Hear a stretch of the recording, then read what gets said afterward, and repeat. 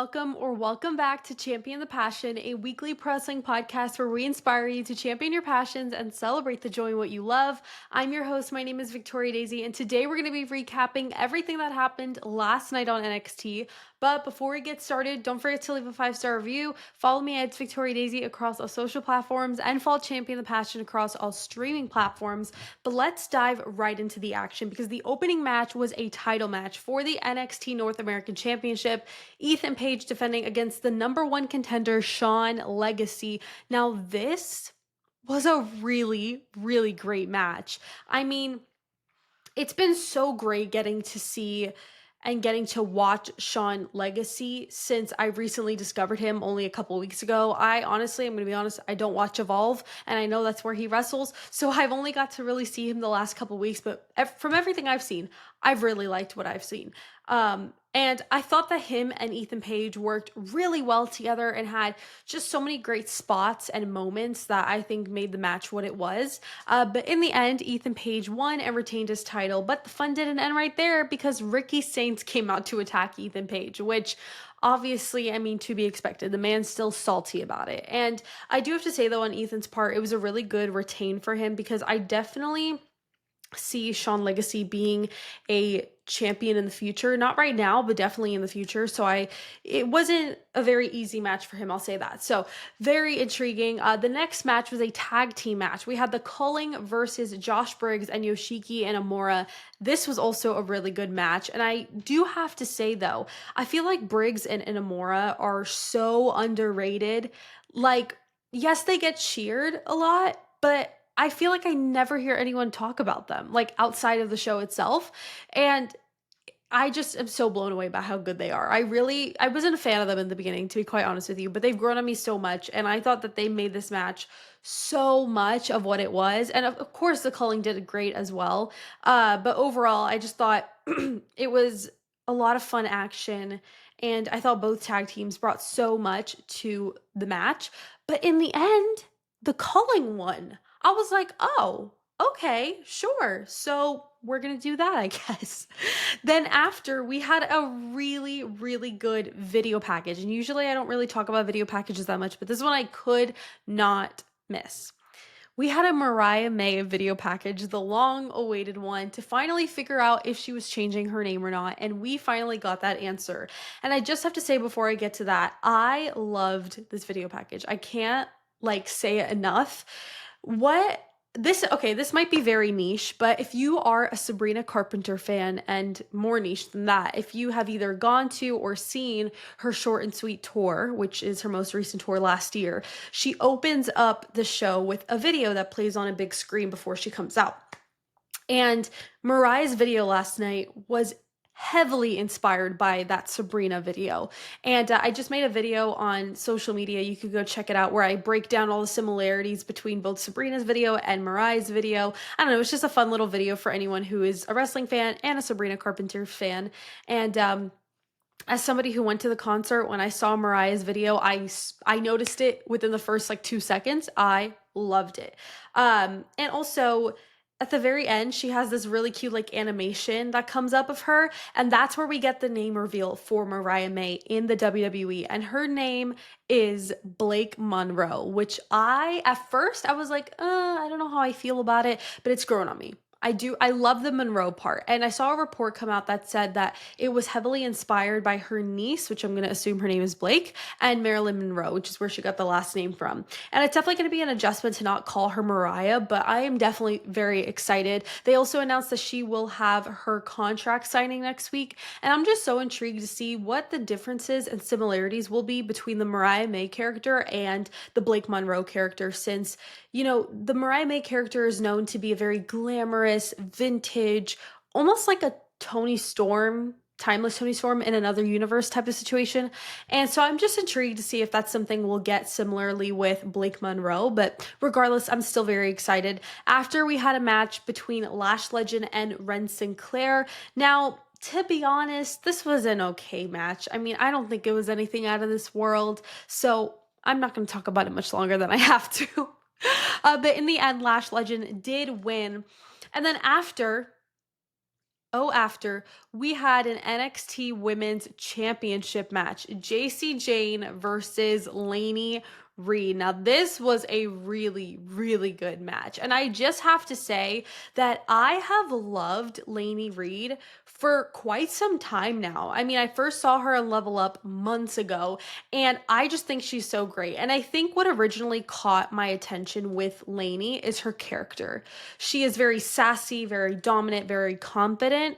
And to have that attitude from the very beginning and be able to back it up in the ring is huge. A lot of people only have one of those things. And for her to have both, I mean, she is just the entire package. She is, I think you guys know I love Sasha Banks so much. And the reason why I loved her so much from the very beginning was her character. She's sassy, just like Lainey. She's sassy, confident, dominant. And I loved that energy. And so Lainey has that in her. And I am obsessed. She's like this really cool Western girl, but like better than Fallon Henley. And I don't know, she's just like a bad, you know what, she's just a baddie. I love her.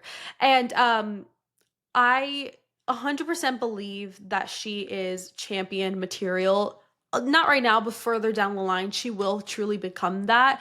And I just love that she arrived on TV last week and immediately got a title shot right out the gate. It's because she pissed JC off, but still she knows how to play her cards right. And I love that.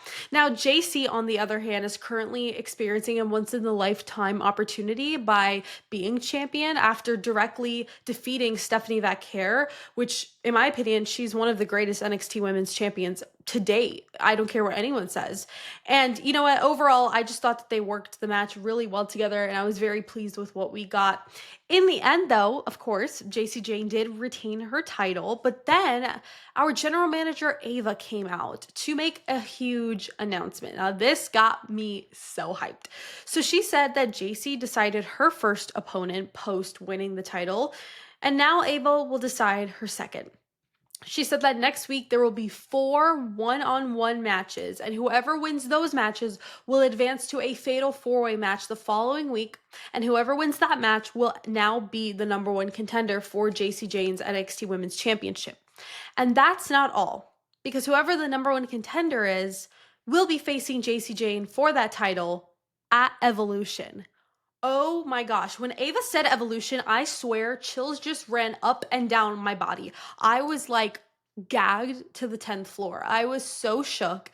And I'm just so excited that now we officially know we're finally going to get NXT superstars or girls on Evolution's card, because Evolution is, for those who don't know, an all women's PLE, and they've only done it once. It was in 2018, back when it was a pay-per-view, and now they're doing it for the second time ever next month, July 13th. And so I was really hoping that we weren't going to get just main roster girls. I was hoping we were going to get NXT girls too, which is obviously what we're getting. And so, excuse me, I'm curious to see how much of the card is made up of legends, NXT stars, and then just main roster girls. So I'm very intrigued and I'm very excited about it. After we had a tag match between the D'Angelo family and the High Rise, which is Tyson and Tyreek. And this was a really fun match. Now, I haven't seen too much of the High Rise, but from what I've seen, I really like it. I think that they both have a really great move set, and I enjoyed what they brought to the match. Now, on the other hand, the drama with the D'Angelo family, it definitely shines through in their match, because the drama, literally the drama between Tony and Luca, is just through the roof. But wait, what's the saying? Add more fuel to the fire. Channing Stacks Lorenzo came out with a crowbar to distract, Tony. And then after, he gave it to Luca. And Luca was literally about to hit Tony until he caught him red-handed. And I was just like, oh my God. I can't even say that the downfall of the D'Angelo family is near, because it's already here. Like, it is so messy, it's not even funny. And so I'm just intrigued to see how this continues to pan out. Obviously, is Adriana Rizzo still in the safe house, or did Stacks kidnap her already? I don't remember. But I'm very excited to see where this kind of all pans out to. But the main event was another title match. We had the NXT Championship on the line, Oba Femi defending against Jasper Troy, the season 1 winner of LFG. And even though this is Jasper Troy's debut match on NXT, this was 100% a PLE caliber match. I mean, this is the first time in a very long time that Obafemi has had competition that was literally more dangerous and bigger than him. I mean, usually Oba faces people who are just not up to par with him, but Jasper was not just up to par, he was just above him. And I mean, it was just an impeccable match because I knew it was going to be good, but it was amazing. And I always make references when I'm talking about matchups where I'll be like, oh, this is a David and Goliath matchup. But you know what? This was a Goliath versus Goliath matchup. I mean, these were two monsters in the ring, ready to tear each other apart. I mean, they were destroying each other like there was simply no tomorrow. And huge props to Jasper Troy because if that was just his debut match, whoa, his future is so bright because what he did in that match was so impressive. And I just can't wait for the day that he finally holds gold. But in the end, Obafemi did retain his title. And again, like I just said, like even though Jasper didn't win, I still see so much in his future. And I can't wait for it. But let's head into my overall thoughts. I thought it was a really good show. My match of the night, hands down, was the main event between Oba and Jasper for the NXT Championship. I mean, like I said, it's rare for Oba just to get this level of competition. And I thought that they both worked so well together in the ring and truly, as Sheamus would say, put on a banger. And then my segment of the night, honestly, was the video package for Blake Monroe. I mean, as a huge Sabrina Carpenter fan, this intro video package being inspired by Sabrina was just so special. And I loved it. And I'm so excited to see all that she does. Overall, I'd rate the show about a 7.5 out of 10. I feel like that's a little generous, but it's okay. But let me know all your thoughts. Thank you guys so much for watching and listening to this episode of Champion the Passion. Don't forget to leave a 5-star review if you enjoyed. Follow me at It's Victoria Daisy across all social platforms and follow Champion the Passion across all streaming platforms. Don't forget to champion your passions and celebrate the joy in what you love. And I'll see you guys in the next episode. Bye.